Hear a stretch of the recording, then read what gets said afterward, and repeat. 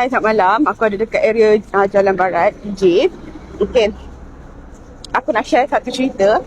Ada orang share dengan aku tau. Dia cakap dekat area sini, okay, ada penampakan orang kata apa?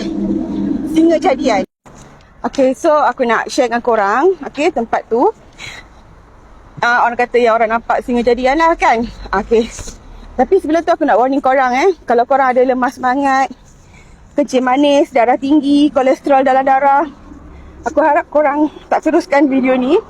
Okay, boleh start sampai sini. Tapi kalau korang nak tengok juga, tu semua atas risiko korang. Okay, sebelum tu aku nak beritahu korang juga, untuk lihat singa jadian ni, dia perlu kasih korang kena baca satu mantra tau. Okay, korang ikut aku. Tarik nafas, hembus, tarik nafas, hembus, tarik nafas lagi,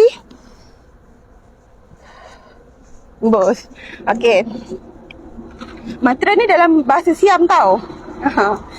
Okay, aku bagi warning. Kalau korang tak nak dengar benda ni, korang boleh mute ke skip ke, aku tak tahu macam nak buat. Okay, mantra ni bunyi macam ni. Hang Namอยู่ที่ไหนตรองไปห้องน้ำอยู่ที่ไหนตรองไปห้องน้ำอยู่ที่ไหนตรองไป Okay, kita jalan sikit. Kita tunjuk tak korang. Okay, aku rasa korang nampak dah. Sekejap.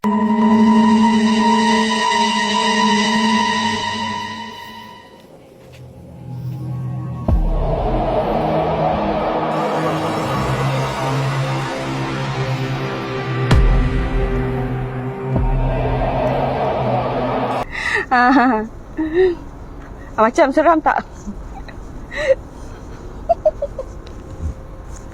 Seram kan? Okay, bye.